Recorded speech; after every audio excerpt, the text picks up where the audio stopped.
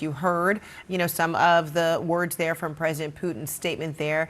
We've heard other Russian officials imply, without evidence, that some sort of connection is made there between the terrorists and Ukraine. Why do you believe Putin either believes it or says it? Well, whether he believes it is another question. He's saying it because their primary mission right now is to convince the Russian people that Putin is absolved of responsibility for either preventing this attack or for the, really, you have to say, botched response. So that's their primary objective. And you can see they're having difficulty kind of putting the pieces of this narrative together. But essentially, it all goes back to Ukraine in their view. And President Putin coming out with that kind of indirect statement, crossing the border and a window prepared for them. So it's not really clear, but they want to put the finger on Ukraine and try to go with that narrative. But I think the domestic considerations right now are really, really important. Russians have been through many terror attacks, and once again, they are the victims. And it looks like the government and Putin did not protect them. And Kim, the Kremlin says 11 suspects have been arrested so far, including 4 directly responsible for the attack. Russia's Interior Ministry was quick to point out that all of the detained suspects are foreign citizens, and it is likely that they are also being interrogated about their alleged responsibility. What kind of messaging does it send to the Russian people? Well, as Jill was saying, that this is not something that Moscow could have foreseen. They're setting up this narrative that outside help was given to carry out this attack, so that even if they do eventually that this was an ISIS Khorasan offshoot attack, that somehow the nemesis Ukraine was implicated or at least helped out. Now, Russia has a long-standing battle against ISIS. In Syria, it battled against ISIS on behalf of the Assad regime, which it has continued to support and prop up. And in Afghanistan, Russia is an ally of the Taliban, and ISIS-K, of course, has been carrying out attacks against the Taliban and anyone allied with the Taliban.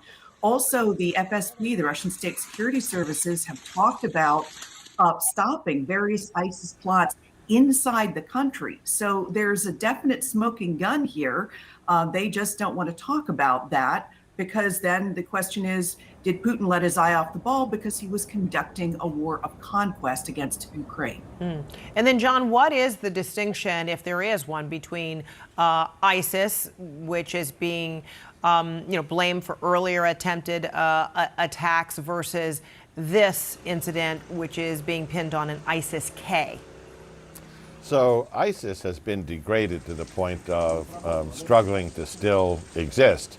But ISIS-K, or ISIS Khorasan, has been the external operations planning for terrorist attacks operation within ISIS for a number of years. And even as ISIS has been degraded to the point of nearly disappearing, ISIS Khorasan, operating in the shadowy regions between Afghanistan and Pakistan, with affiliates elsewhere in South Asia, has continued to launch attacks in the name of ISIS. 2022, a suicide bombing against the Russian embassy in Afghanistan. Of course, during the U.S. withdrawal, ISIS-K was tagged with responsibility for the devastating suicide bomb attack that killed so many who were trying to flee, as well as U.S. Marines and soldiers.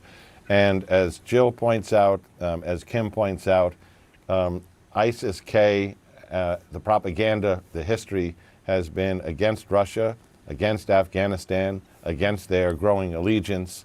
So it's a narrative that makes sense. At the same time, Putin has to rewrite that narrative carefully, one that accepts the rest of the intelligence communities of the world may attribute this to ISIS and ISIS-K, but he needs to make this more than just a security failure, but try to recast it as Russia's October 7th, at least cast that there are some Ukraine fingerprints on it, and we're seeing those wheels spin today. And then, Jill, this attack comes just a week after the Russian presidential election. So how will Vladimir Putin, I guess, try to distance this attack from his new leadership as he's now in his 5th term? I think there's an interesting pivot he has to do. He has to say, I'm not responsible, but this is a war. So, and you saw that in his comments right after, well, actually this morning, I believe, when he was urging Russians, we are all united. This will never happen again. It's interesting to note, I think, Fred, that you have his spokesperson now using the word war to describe the war in Ukraine. Before it was a special military operation, but now it is war. And then you also have the defense minister talking about creating 3 more armies. And that means you need more men. And that could mean a full mobilization of the fighting force. That's something the Kremlin really needed to do, but didn't want to do because of the possible response by the Russian public. It could be that they are now moving toward that. And then, Kim, do you see that President Putin is going to use this attack as further impetus to change the strategy in Ukraine? Well, he certainly seems to be laying the groundwork for blaming Kyiv in some manner, shape, or form. And that will feed into his longstanding plan that he keeps moving forward with. He's put Russia on a war footing. He's secured military supplies to get to his troops. And now he just needs to shore up the Russian public's drive and desire to continue this war. Whatever happened actually at the theater, he's going to make this part of that. And then, John, now that we've seen this attack in Russia, what kind of notice does this put other nations on, even after Western nations, including the U.S., issued warnings to Putin that something like this would happen? But now that this has actually happened, do you see the U.S. and other Western nations putting themselves on high alert? Well, it certainly underscores that ISIS-Khorasan still has external operations that go beyond Afghanistan and Pakistan, but the ability to reach into and recruit in other countries if, in fact, the attribution to them holds. And it's still, as my colleagues pointed out today, out of crisis comes opportunity.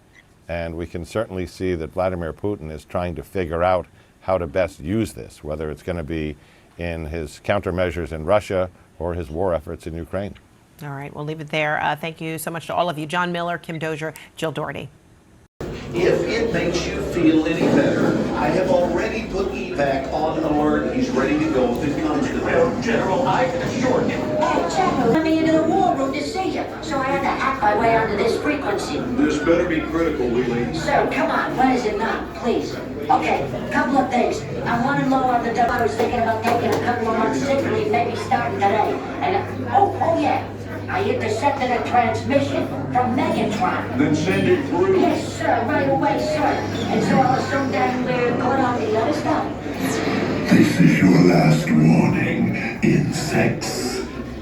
Relinquish what remains of the Allspark. So who's the insect? You? What? Who's the insect? Protect you. They were defeated on our world, and we will defeat them here. The Megatron. This was just a diversion. Security, please bring up. Rabbit, she's already inside. Deeds! Give me an update on that reserve. Boss readiness. What was his name? What was it? Evac, sir. Right, evac.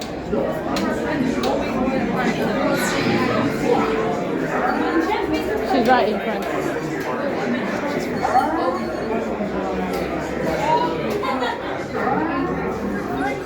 We are facing a heavy, sustained attack. They appear to be after the All-Star territory. General, watch out! General! Need to immediately evacuate. Hold on. National security advisory. Stay down with me. Check it out. There is a celebration. The amateurs for a suicide mission. So I had to hack my way